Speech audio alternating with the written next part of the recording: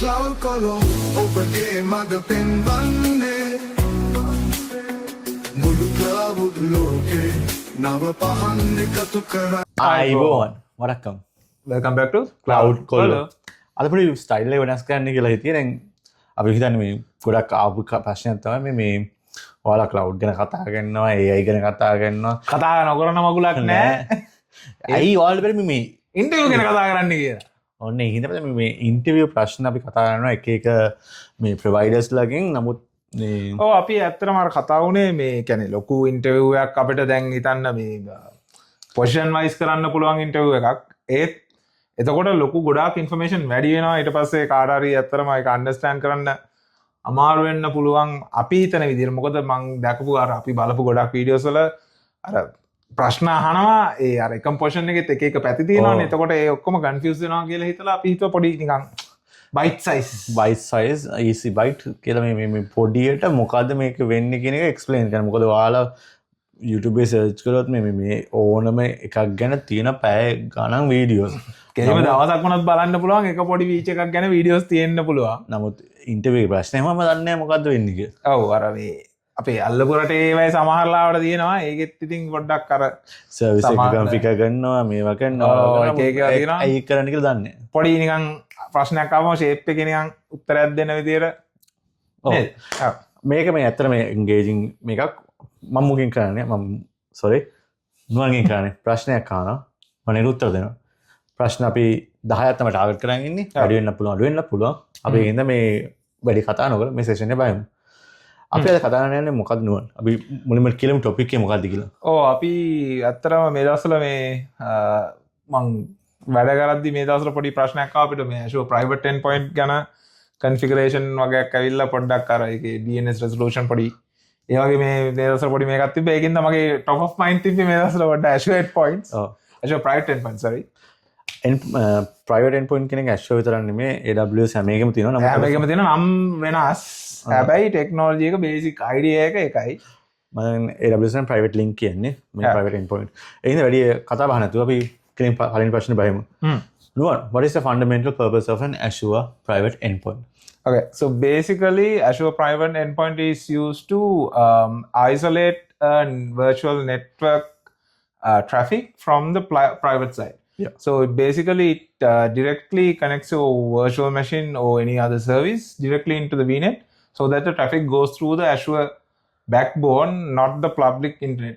Basically, ඒ කියන්නේ අර මේක වෙන්නේ directly දෙයක් කියන්න ඕනේ අපි මේක ඉංග්‍රීසියෙන් ඉන්ටර්වියු දෙන්නේ ප්‍රශ්න වාගෙන් ඉන්ටර්වියු අහන්නේ ඉංග්‍රීසියෙන් කවදාවත් සිංහලෙන් Azure private endpoint කියන්නේ කොහොමද කියලා ඒවා අහන්නේ.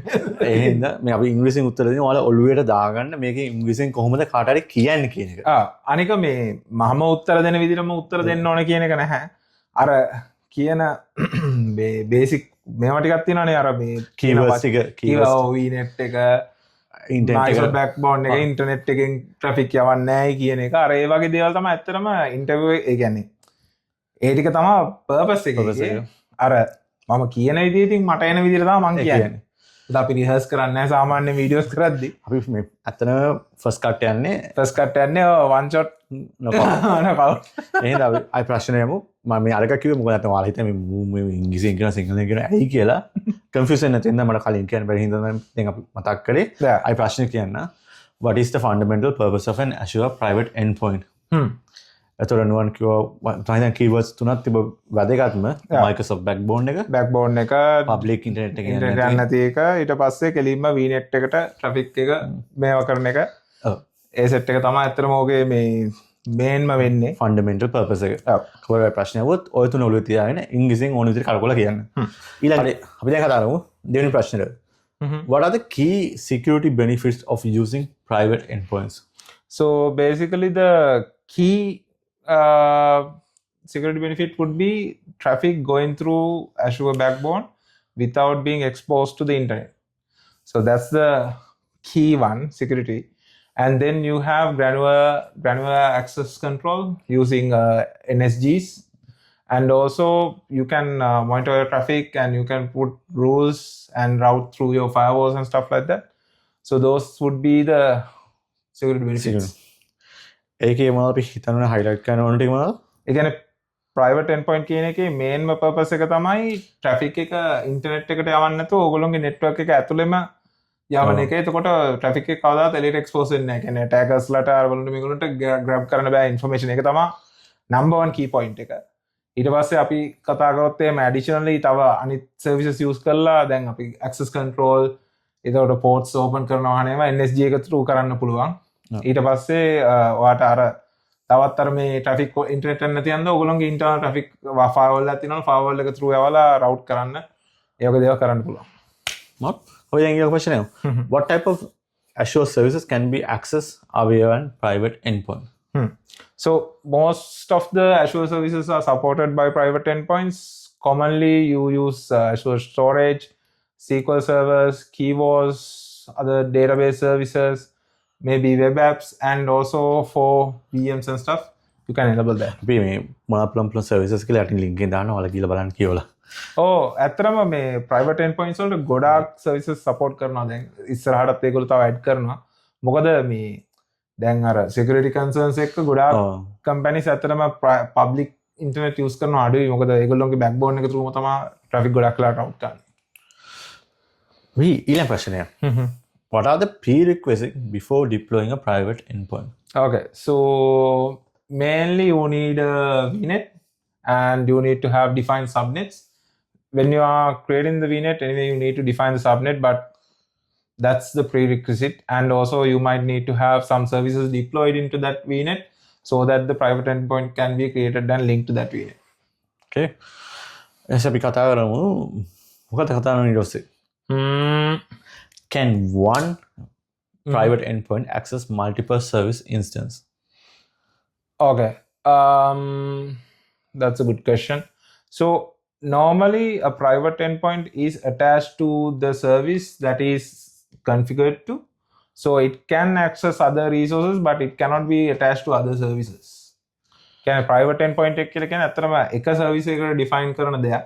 එතකොට ඒකෙන් වෙන්නේ කෙලින්ම private endpoint එකක් කියලා කියන්නේ දැන් Azure ඔයගොල්ලෝ මේ setup එක දන්නවනම් VNet එකට තමයි ඔක්කොම resources ටික අතරම connect වෙන්නේ. VNet එක ඇතුලේ subnets divide කරන්න පුළුවන් වාට. ඒ කියන්නේ අර මේ VNet කියන්නේ මේ VPC කියන එකද?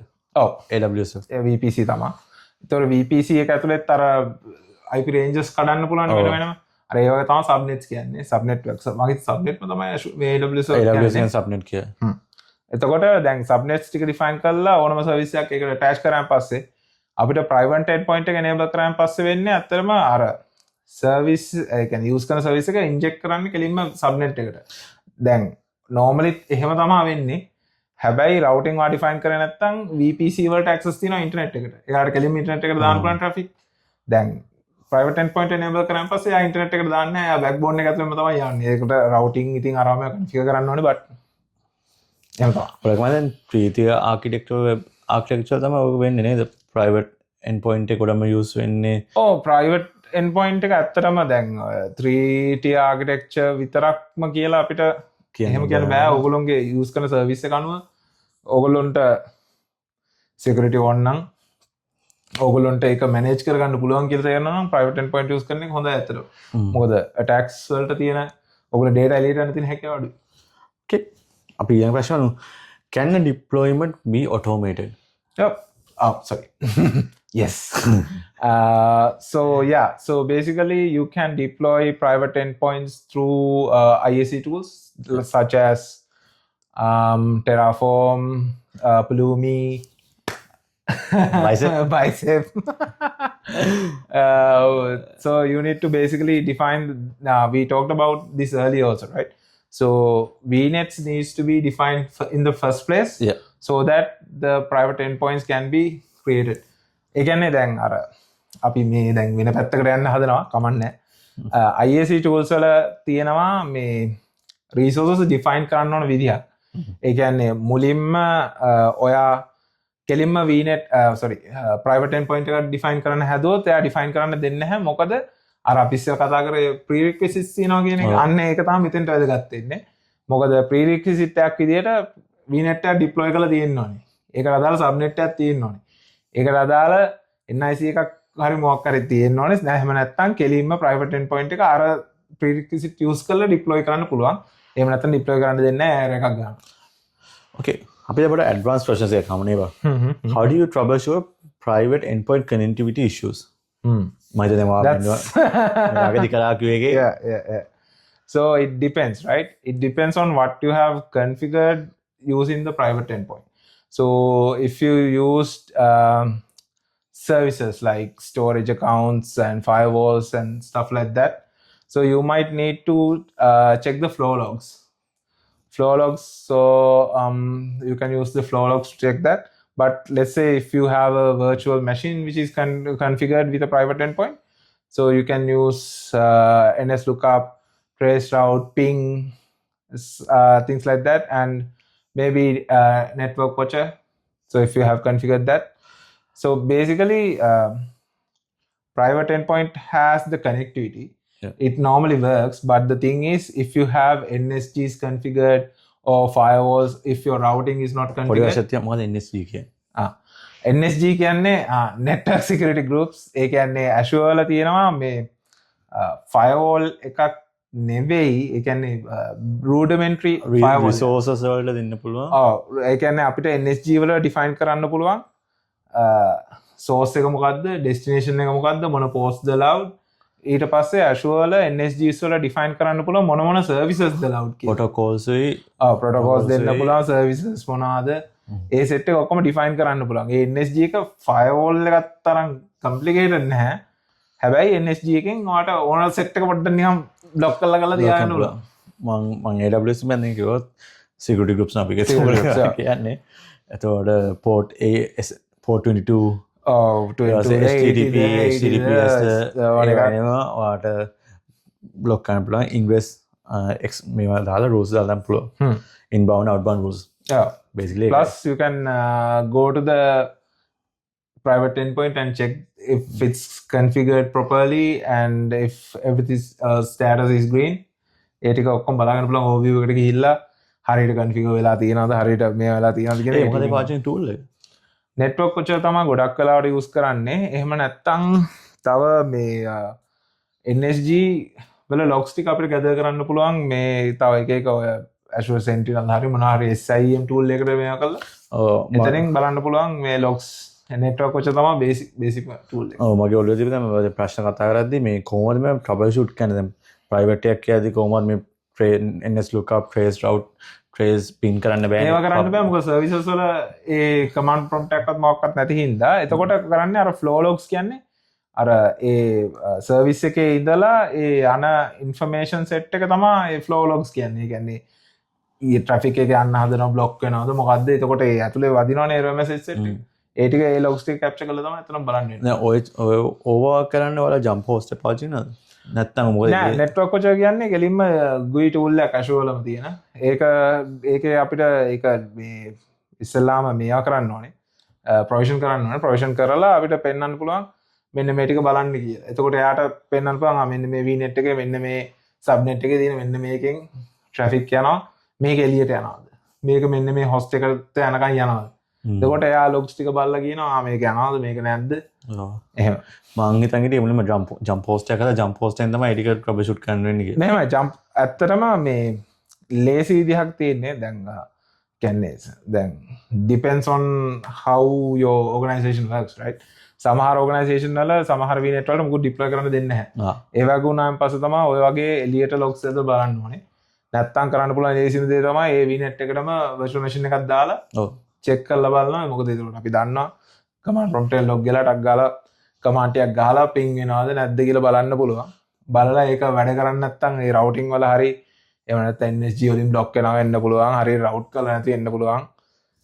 connectivity issues වෙන්න පුළුවන්. ගොඩක් දේවල් වෙන්න පුළුවන්. එහෙම තමයි. practical.